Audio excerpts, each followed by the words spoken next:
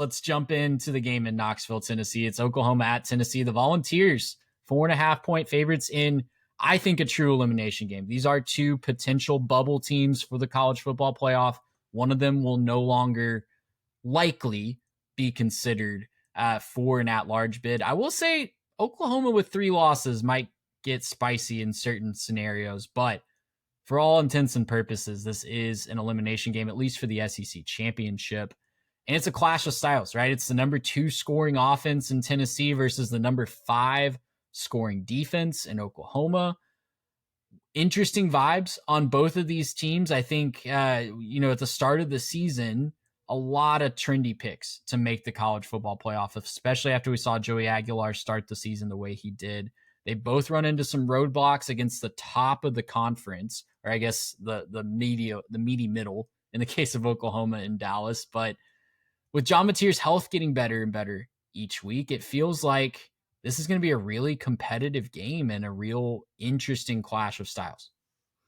It sure does. Unstoppable force in Tennessee's offense, immovable object, somewhat immovable object. It flexed a little bit last week against Ole Miss in the rain for sure. I've got a thought on that in just a second. I think it's bendable, I would say. Yes. Bend, but don't break, perhaps, might be the mantra for this Oklahoma defense against real teams. Trey, I'm going to take Oklahoma plus the 4.5 here. I do not necessarily believe in Oklahoma's offense. I am starting to have some questions about their defense. If you watch the SEC shorts this week, first of all, amazing watch, maybe some of their best work ever, although we say that every single week. But the Barbershop Quartet singing It's Beginning to Look a Lot Like Last Year had me laughing out loud in my office. I think the chopper sounds are echoing around Norman right now. And if you're a Sooner faithful, it's some nervous times. You're going back on the road. You didn't defend home field last week against Ole Miss in a game where it felt like, man, if you could stop the Rebs, there's the turbo boost you need to get through November and actually still be relevant for a trip to Atlanta and the college football playoff. And now that foundation got shaken a little bit, right? And I know that John Mateer isn't healthy, or at least it's hard to expect him to be fully healthy because he is just a couple weeks removed from having the surgery in the first place, right? I know he's going to say all the right things on the podium, but when I watch him, it does not look like he is fully focused on the job at hand, right? It does not look like the pre-surgery John Mateer and his ability to process the defense, move the pocket, continue to find outlets. I think part of that is the defenses have just gotten better, but the other part of it, Trey, is the running game disappeared again last week. And it was a defensive front that gave up plenty of yards to Georgia the week before, the game prior. So the running game is not back, unfortunately. I think it had to do with more South Carolina being a poor team than anything. And yet, I cannot get past Tennessee allowing 34 points to Kentucky last week. Yeah. I mean, that is the foghorn, glaring, circle it, highlight it stat coming into this.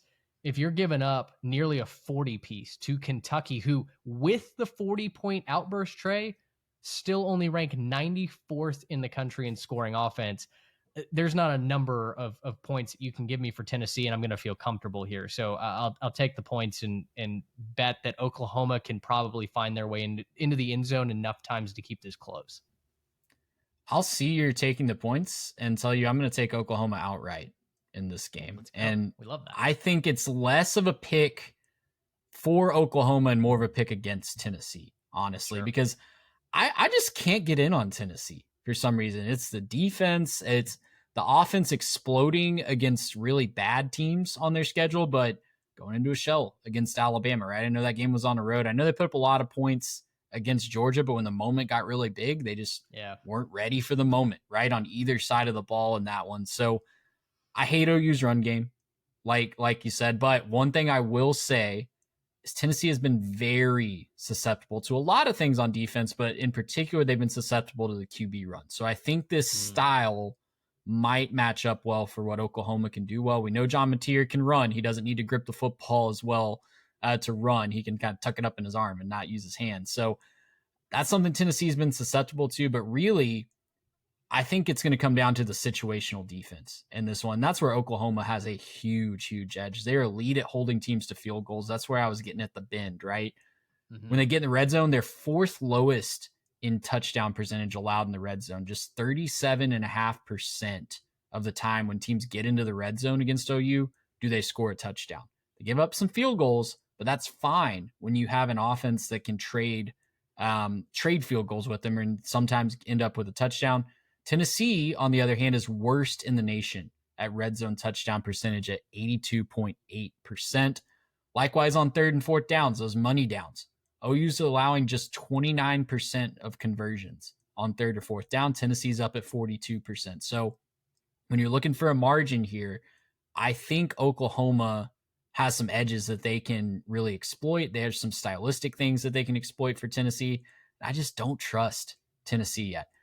I see this game going one of two ways, and one of them could really bite me for picking Oklahoma outright. If this is a close game, Oklahoma's going to win, because that's why you have Brent Venables as a defensive coach. That's why you went and got John Mateer in the transfer portal, hobbled with his hand or not.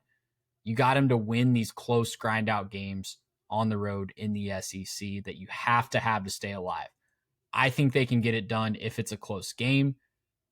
The other scenario is Tennessee just blows them out of the water, though. And the offense just gets going and they have a great game plan from the jump, and Oklahoma just can't keep up. So I will confess I'm a little worried about that scenario, and that the Tennessee offense could just decide, yeah, we're going to put up a 40 burger and Oklahoma just can't keep up. But I do think those are the two scenarios. I think if Tennessee's going to win this game, they have to do it going away. And if it's a close game, especially a lower scoring close game, that really favors the Sooners. And I think they get it done outright in that scenario. Well, and it depends on which of these two versions of Tennessee you get. If you get the Tennessee version against Georgia and they jump out to an early lead, 21 points in the first quarter, then yeah, I think we're both calling it curtains for Oklahoma.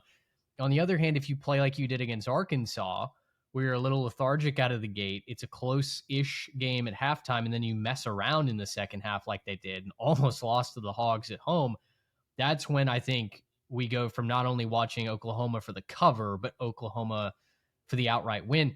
I just don't really know what Tennessee is this year, to be quite honest. And I mean, you said it, right? Their offense explodes against poor defenses. It's really struggled against some of the tougher tests.